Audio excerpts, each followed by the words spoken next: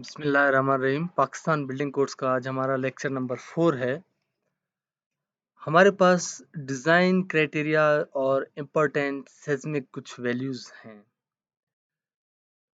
Soil selection में जब हमें किसी भी जगह के सॉइल का पता ना हो,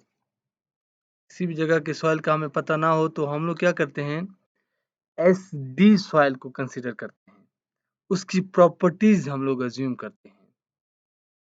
इसी तरह एसई जो हमारे पास होता है, उसके लिए हमें जियोलॉजिकल डेटा चाहिए होता है। और इसमें हमारे पास 2-3 चीज़ें हैं। ये जो है सॉइल हमारे पास एसई की हम लोग बात कर रहे हैं, तो ये पोटेंशियल फेलियर हो सकता है, इसमें कोलैप्स अंडर सिस्मिक लोडिंग हो सकता है, लिक्विफिकेशन सॉइल हो सकता है, कोई क्या हाईली सेंसिटिव क्ले हो सकते हैं। ये मैंने आपको पहले लेक्चर में भी बताई हैं चीज़ें, जिसमें ये 1, 2 और 3 ये तीनों पॉइंट्स मैंने आपको पहले लेक्चर में बताए हुए हैं।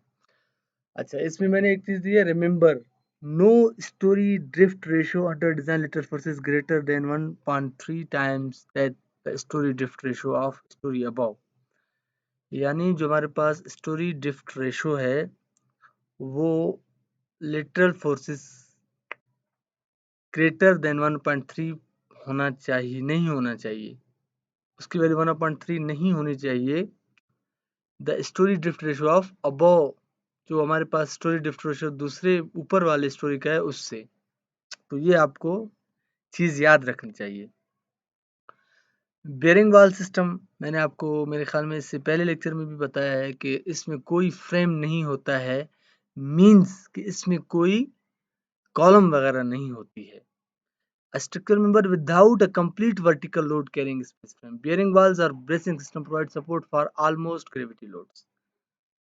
बिल्डिंग फ्रेम सिस्टम, हमारे पास बिल्डिंग फ्रेम सिस्टम क्या है? बिल्डिंग फ्रेम सिस्टम हमारे पास with an essential complete space frame providing support for the gravity loads. इसमें हमारे पास क्या होता है, फ्रेम सिस्टम मौजूद होता है बिल्डिंग फ्रेम में, मीन्स कि इसमें कॉलम्स वगैरह होते हैं जो कि लेटरल लोड्स या ग्रेविटी लोड्स को रेजिस्ट करते हैं। मूवमेंट रेजिस्टिंग फ्रेम सिस्टम, इससे पहले वाले लेक्चर में भी ये टॉपिक था। Structural frame system with an essential complete space frame providing gravity loads, movement frame provided resistance to lateral load primarily by flexural action. Movement resisting frame में याद रखना कि हमारे पास जो रेजिस्टेंस होती है उसके मेंबर्स की, वो प्राइमरीली फ्लेक्सुलर के जरिए होती है। डुअल सिस्टम हमारे पास उसकी कुछ स्पेसिफिकेशंस हैं हमारे पास, जो कि ये होने चाहिए। Essential complete space frame that support for gravity loads. Dual system हमारे पास फ्रेम सिस्टम होना चाहिए जो ग्रेविटी लोड्स को रेजिस्ट करता है। फ्रेम की बात आई, आपको याद रखना चाहिए कि वर्टिकल्स कॉलम्स की बात कर रहा है, बीम्स की बात कर रहा है हमारे पास।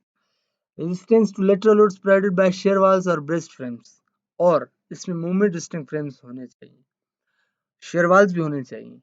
Special movement resistance factor, intermediate movement resistance factor, इसको चेक करना पड़ेगा एमएमआरएफ को, और ordinary movement resistance frame, sorry, special movement resisting frame, intermediate movement resisting frame, ordinary movement resisting frame, ये जो है इसमें होने चाहिए। और ये एटलीस्ट 25% जो है ना, रेजिस्ट कर सके बेस शेयर को। यानी जो बेस शेयर डिजाइन करते हैं, उसके बाद जब फ्रेम बनता है ऊपर हमें, तो हमारे पास ऊपर वाला फ्रेम में वो 25% हो बेस शेयर के डिजाइन की। The two systems shall be designed to the total design base shear in proportion to their relative rigidities, considering the interaction of dual system at all levels.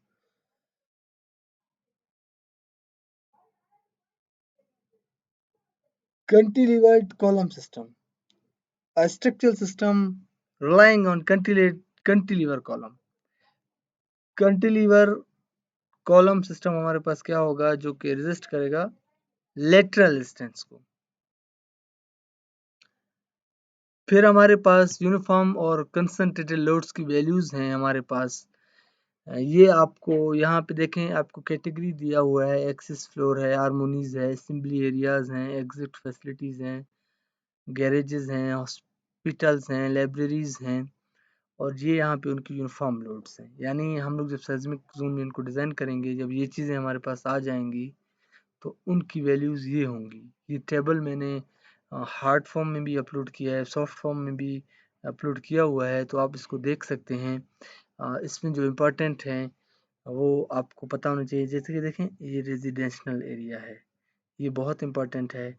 Schools हैं हमारे पास, ये बहुत important है। Pedestrian bridges और walkways हैं, ये बहुत important है। लाइब्रेरीज है और हॉस्पिटल्स हैं। ये वो मतलब चीज़ें हैं 4-5 जो कि आपको उनकी वैल्यूज आने चाहिए। इसके अलावा कंसंट्रेटेड लोड, जिसको हम लोग पॉइंट लोड भी कहते हैं, उनकी वैल्यूज भी देखें दी हुई हैं। उनकी वैल्यूज बहुत कम दी हुई हैं।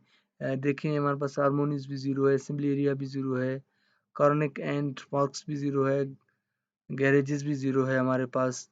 और देखें हॉस्पिटल्स भी नहीं है हमारे पास, सॉरी गैरेजेस भी नहीं है, हॉस्पिटल हमारे पास 4.5 है, लाइब्रेरी भी हमारे पास 4.5 है। तो ये कंसंट्रेटेड लोड्स की वैल्यूज तो बहुत कम है। देखें दो वैल्यूज दो सेम पहले वाले में, हार्मोनीज और एक्सेस फ्लोर सिस्टम जो है ना, दोनों 9 है। इसी तरह ये पाउंड है, इसको आप इसमें कन्वर्ट कर सकते हैं बाय मल्टीप्लाइंग इसकी वैल्यू के साथ। कन्वर्जन जो है उसकी हो सकती है, इसमें कोई इशू नहीं है। इसी तरह देखें लास्ट में स्टोर्स 13.5 है, और जो हमारे पास स्कूल्स है वो 4.5 है कंसंट्रेटेड लोड्स की वैल्यूज़। ये बहुत ज़रूरी हैं। आपको जितनी वैल्यूज़ आएंगी उतनी अच्छी बात है डिज़ाइनिंग के लिए भी, और आपके पेपर के हवाले से जो मैंने 3-4 बताए हैं वो याद कर लें आप।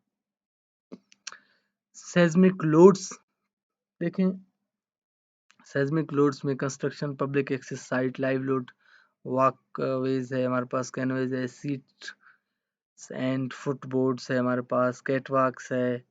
यहाँ पे अब फिर हमारे पास आप नीचे आएंगे, देखें व्हीकल बैरियर्स हैं, हैंड रेल्स बहुत ज़रूरी है, हैंड रेल्स आपके लिए। यहाँ पे देखो एक्सप्लोजन एक्सपोजर है हमारे पास। तो ये जो है हमारे पास कुछ वैल्यूज़ इसमें नहीं दी हुई हैं, इस टेबल में नहीं है, तो आप उसको याद करने की आपको कोई ज़रूरत नहीं है। सीलिंग की है, देखें आप याद कर लें इसको, 0.5 है हमारे पास, और लेटरल लोड बिल्कुल इसमें नहीं है। फिर हमारे पास देखें पार्टीशंस में हमारे पास वर्टिकल लोड कोई भी नहीं है, सिर्फ लेटरल 0.3 है हमारे पास। तो ये टेबल भी आपको आना चाहिए। सेस्मिक कोफिशिएंट है हमारे पास, सेस्मिक कोफिशिएंट CV इसको हम लोग कहते हैं, इसको Z से भी डिनोट किया जाता है। ये बहुत ही ज़रूरी है आपके लिए। सॉरी, सेस्मिक फैक्टर Z है हमारे पास। ये हमारे पास 1 2A 2B 3 और ये 4 के लिए है हमारे पास, जो सेस्मिक फैक्टर Z है। फिर हमारे पास सॉइल है, देखें सॉइल A है, तो अगर हम लोग इसको सेस्मिक जोन 1 में इस्तेमाल कर रहे हैं तो Z फैक्टर, ये Z फैक्टर आपको हमेशा आने चाहिए, 0.05 है। तो इसमें जो CV की वैल्यू होगी हमारे पास 0.06 होगी। जितना आगे जाते जाएंगे उसमें उतनी ज़्यादा हमारे पास एडिशन होती जाएगी। फिर 1.2 में हमारे पास 0.12 होगी, फिर 3 में हमारे पास 0.16 होगा, 4 में हमारे पास सॉरी 2B में हमारे पास 1.6, 3 में हमारे पास 0.24 और 0.32 होगा हमारे पास, किसमें जोन नंबर अपना 4 के अंदर। इसी तरह B की वैल्यूज़ हैं, C की, D की, E की और F की। F के लिए देखें, इसने कहा है कि आपको क्या करना होगा, ज्योलॉजिकल इन्वेस्टिगेशन करनी होगी इसकी क्लासिफिकेशन के लिए, वैल्यूज़ के लिए हमारे पास। हमें ज़्यादा से ज़्यादा जिसकी वैल्यूज़ हैं, जो SD आप देख रहे हैं, ये बहुत ज़रूरी है आपके लिए, क्योंकि हम लोग डिज़ाइन में SD यूज़ करते हैं जहाँ पे हमारे पास सॉइल की स्पेसिफिकेशंस मालूम नहीं हो। सेस्मिक जोन्स बहुत ही ज़रूरी, इंतहाई मोस्ट इंपॉर्टेंट इस लेक्चर के दरमियान। इसमें वैल्यूज़ भी कम है। इसमें देखें A है हमारे पास, सेस्मिक जोन A हमारे पास होगा तो उसमें जो मैग्नीट्यूड होगा वो ग्रेटर देन 7 होगा या 7 होगा, याद रखें। हाई लेवल के अर्थक्वेक की बात कर रहे हैं हम लोग। B में हमारे पास 7 भी हो सकता है, लेस देन 7 भी हो सकता है, 6.5 भी हो सकता है। ठीक है, यानी 6.5 से 7 तक, और यहाँ पे ग्रेटर या इक्वल टू 7 होगा A में। इसी तरह नीचे जाएंगे तो लेस देन 6.5 C के लिए। अगेन मैं इसको रिपीट करता हूँ कि हमारे पास 3 जोन है, A B C हमारे पास। देखें ए के लिए हमारे पास क्या होगा, ये हमारे पास हाई जो सेस्मिक एक्टिविटी होती है उसमें हमारे पास मैग्नीट्यूड मोमेंट का 7 होगा या 7 से ऊपर जाएगा। बी के लिए 7 से नीचे होगा 6.5 तक, और सी के लिए 6.5 से नीचे यानी मॉडरेट अर्थक्वेक होंगे। ऐसा स्लिप रेट हमारे पास 5 होगा ए के लिए, दूसरे के लिए 2 से लेकर 5 तक, तीसरे के लिए जो है वो 2 तक होगा या 2 से लेस होगा सी के लिए। तो ये वैल्यूज जो है आपको आने चाहिए। जो सीवियर अर्थक्वेक होते हैं वो हमारे पास 7 या 7 से ज़्यादा होते हैं, मॉडरेट हमारे पास 6.5 से 7 तक होते हैं, और जो नॉर्मल होते हैं आपने देखा होगा कि टीवी में अक्सर आता है कि कश्मीर के इलाके में ज़िलज़िला, कोयटा के इलाके में ज़िलज़िला शिद्दत 4.5 महसूस करके कोई जानी नुकसान नहीं हुआ, कोई माली नुकसान नहीं हुआ। तो देखें ये एक्चुअली क्या होता है, सी वैल्यू होते हैं। तो ये हमारे पास लार्ज मैग्नीट्यूड अर्थक्वेक्स प्रोवाइड नहीं कर सकते हैं and have low rate of seismic activity, जो कि 6.5 से लेस होते हैं। इसलिए हमने देखा कि हमें नुकसान नहीं होता है ऐसे अर्थक्वेक से, माइनर अर्थक्वेक भी इसको कहते हैं। इसका देखें स्लिप रेट भी बहुत कम है, ये हमारे पास जो है वो 2 है या लेस देन 2 होता है। Thank you so much engineers, अल्लाह हाफिज़।